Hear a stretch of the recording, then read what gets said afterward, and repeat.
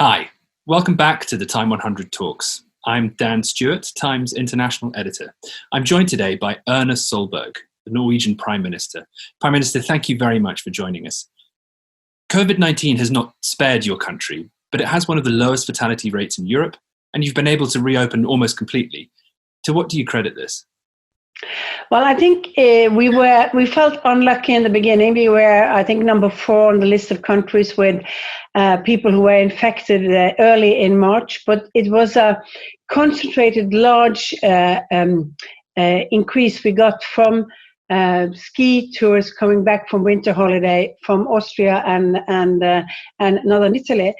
And because of that, I think we managed to put in place our measures so early that we didn't really had the disease moving around in a society. I think we had 5 unaccounted sources, unaccounted persons when we were locking down a lot of activities. And even though there's still people who are sick in Norway, there are still people who get infected every day, but the number is a handful, and I feel we are in control. But I think we were, in a way, lucky in the unluck that we had. Mm-hmm. Are you confident now the worst is over? Are you fearing, a lot of countries in Europe especially are fearing a resurgence in the autumn, right, as flu season begins again? Well, we have stepped up the we're taking down measures, but we've stepped up testing, we've stepped up following everyone who is becoming ill. We are tracking very closely. Of course, the borders in Europe have been opening the last weeks. We opened 10 days ago for almost all of Europe, with the exception of some countries. We see that there's an increase of people who are getting the infection by that comes from other countries so more open borders is a challenge.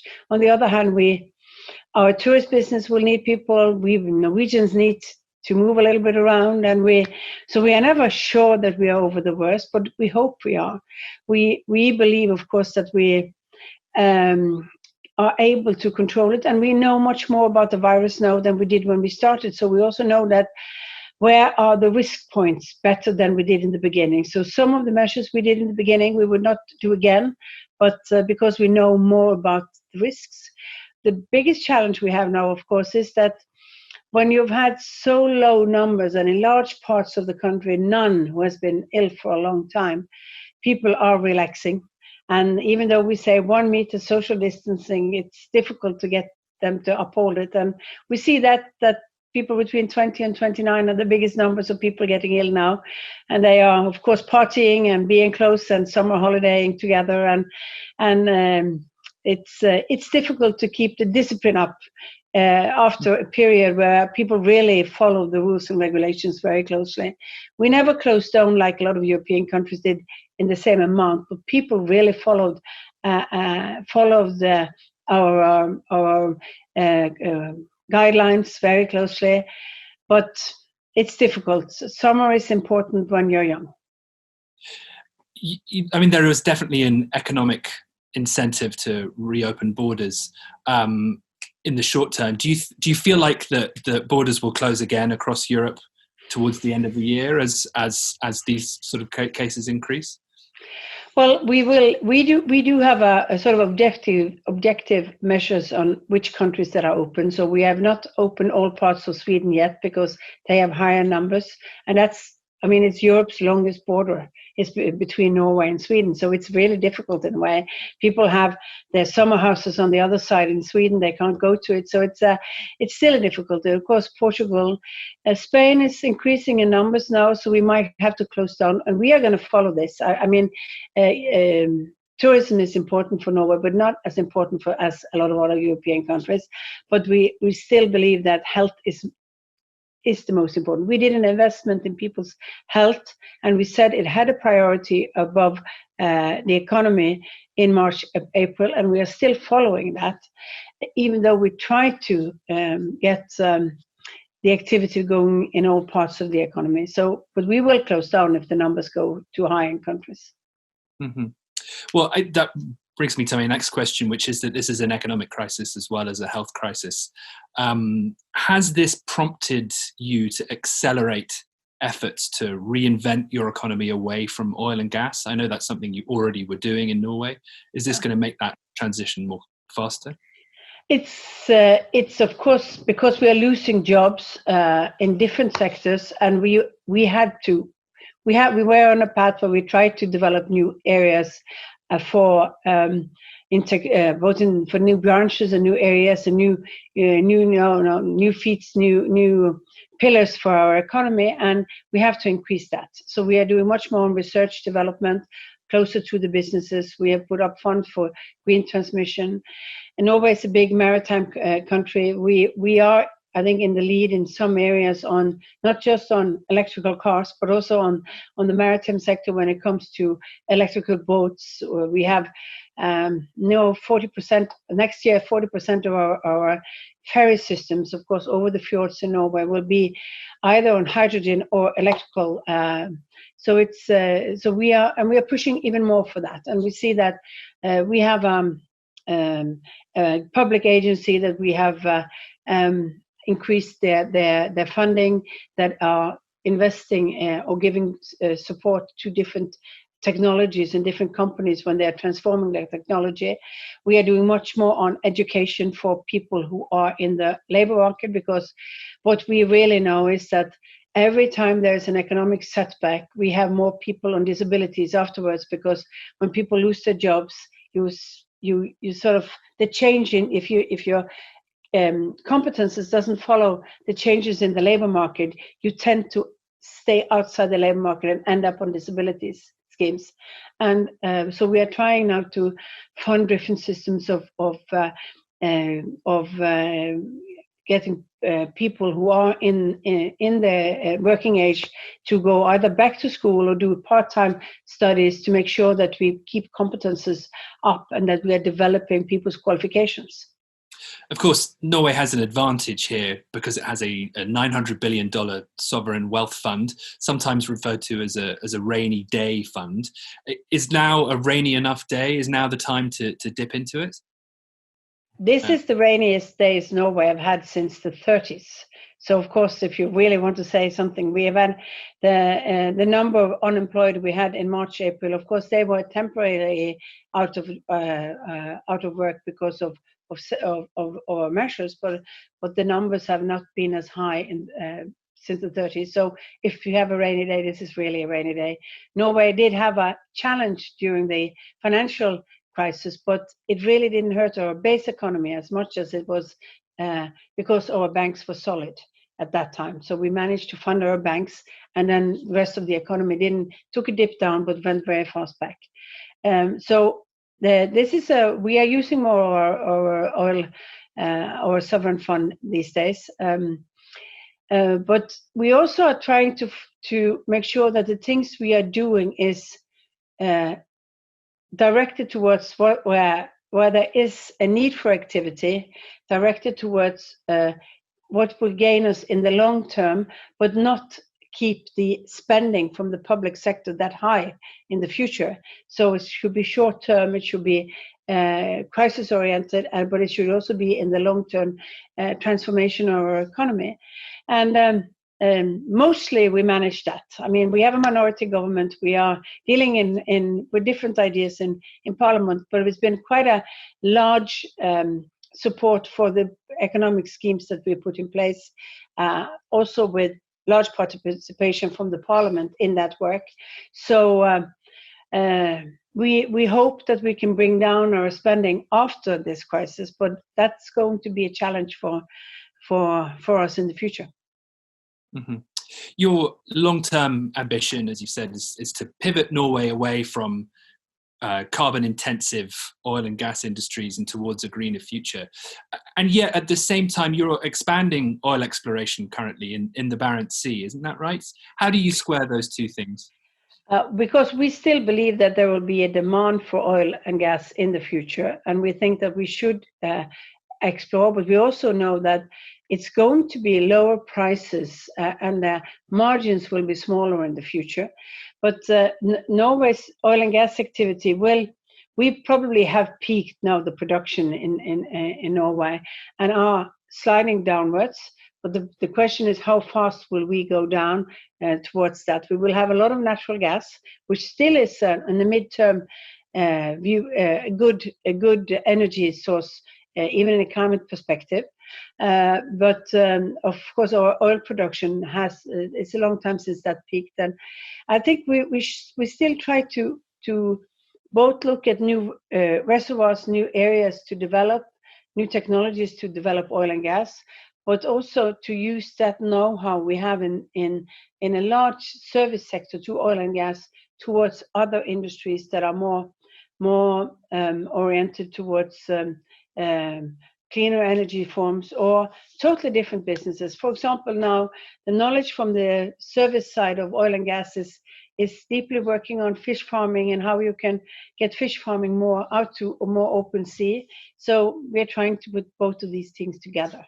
But I think there's always a dilemma for an oil producing country. You can't just cut down on the activity and get people unemployed. You have to transform in a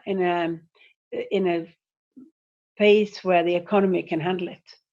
Mm-hmm. Well, but let me take you into the future. I mean, because it's commonly understood that to meet the limits in the Paris Agreement requires leaving some oil in the ground. Do you think that, I mean, in this transformation, in 50 years' time, what does Norway's economy look like to you? Hopefully, we will have a much more decarbonized economy. First of all, one of the things that we are working on now is to make sure that all of our production systems is not polluting, not emitting climate gases. That means that we are trying to electrify it. We are working with the combination of different systems to make sure that we can electrify the production side in our country. The second thing we do is, of course, that we are seeing other uses, for example, CCS as a possibility, carbon capture and storage. We know since last 15 years, we have been storing, restoring gas into bases and areas where we are taking and explored the oil from. We are now trying to see if we can do that on the CCS, making sure that the carbon goes back into the ground. But probably believe that could be an economic possibility also. But it costs a bit on the budget if we're going to go through it, because still it's on the explorative part of transmission. But also hydrogen is one of the other areas that, of course, you can use. You can produce blue hydrogen based on natural gas if you have a carbon storage facility. Mm-hmm. And that's a decision that's in front of you now, the Northern Lights project, I believe. The Northern Lights project is going to be, we have promised Parliament that we will to the last decide this when we propose the budget for next year. Mm-hmm. But it depends on a lot of economic support from the government, from the budget, because this is it's not a business model yet, which we earn money on. It's but it's also part of the responsibility we have. Mm-hmm. If I can segue a little bit, the coronavirus pandemic has also sharpened geopolitical tensions, especially between China and the US and its allies. Norway restored diplomatic ties with China in 2016. And now, how would you characterize Norway's current relationship with China? I believe you're pursuing a free trade deal currently, is that right? Yes, we are pursuing a free trade deal, an agreement. We've been having good progress in that the last month, but it's not been finalized yet. We were in negotiations before the 2010 Nobel laureate the Nobel Prize was given to a Chinese, and that was when everything froze. We have a working relationship. We find that it's interesting to talk to the Chinese, that they can also talk about the difficult issues like human rights, challenges on climate, but they would like to do it in formal processes. So we do have a process where we are talking with them on issues like that yearly between our on junior ministers or senior um, um, parts of the bureaucracy that are working together. China is a big part of the world economy. We can't count them out. We can't count out the largest country in the world when it comes to people.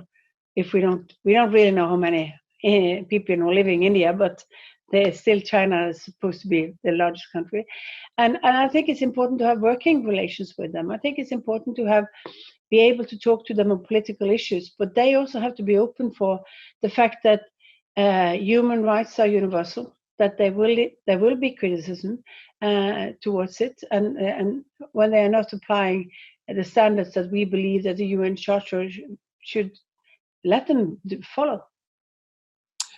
Jens Stoltenberg, one of your predecessors, who's now NATO General Secretary, recently accused China, I think, of bullying and coercion were the words that he used. And they said that they pose a threat to open societies and individual freedoms. Is that something you would agree with? Do you think it's important to be speaking out on those things? Yes, I think it's important to, but I think it's also important to be precise on what you are accusing other countries on, whatever country you're talking about, to say what issue you really are talking about. Of course, we know when my security agencies give their yearly briefs, they always say we have a challenge, Russia and China, on cybersecurity. They are we can name that they have been, Chinese interests or Russian interests have been into trying to extort information from businesses or from public agencies in Norway, and we are open about that type of criticism that comes out of that, and I think we should state that, because they should understand why we also have some anxiety and limits to things. Norway was recently elected to the UN Security Council, of course, and you have a history of peacekeeping in the Middle East, in Asia. What conflicts do you expect the UNSC will have to respond to over the 2-year term that Norway will be on there? I think, well, if you look at the world today, I mean, Syria, Yemen, all of these issues are big, and of course we have an increasing difficult situation in Mali, where the UN, of course, has a peacekeeping operation there. There are all of these known that we know of, especially around the Middle East, which is important. I hope that we will see some type of settlement in Syria that can start, the work on a reconstruction and hopefully a different political situation by time in Syria, because that is a country that has now been in conflict for so long. It's nearly, next year it's going to be into its 10th year of conflict, and for all of the Syrians, I mean, there is a need for a new development, I think I don't think you should overestimate what you can do if you are in the Security Council, because Syria is also an example of where the Security Council wasn't able to make decisions in the early phases of this conflict because of the veto powers. But I think you can work on issues like, for example, getting humanitarian aid in, finding principles to try to get people to work. And what Norway really often do is trying also to build grassroots organizations, women, youth into peace processes, so to make sure that it's not just on a high-ranking level that you are building a peace. You have to build a peace on the battleground too. You have to build them with the civilian forces that are going to restructure a country afterwards. And I think that's an important part of what we have learned through the peacekeeping work that we've been done, the mediator work we've been done, is how important it is to bring all the different parts of a society into the equation when you are trying to build sustainable peace. As you said, the veto system within the UNSC limits the power it has within certain spheres. Is it perhaps the G20 a better forum for sort of pressurizing countries and getting those kinds of results? I think you need all of them. I think you need to use all of these international bodies to increase pressure. I think it's important to understand that trade is an important aspect of economic development. That you have to get the World Trade Organization back on its feet to be able to function. And this is an area where small European countries have the same interests as African countries have, or smaller Pacific states have, that we are needing the multilateral organizations to function with its international law to make sure that things are dealt with fairly and not just based on power structures. Well, I think that's all we have time for today. Thank you very much, Prime Minister Erna Solberg, for talking to us. Thank you.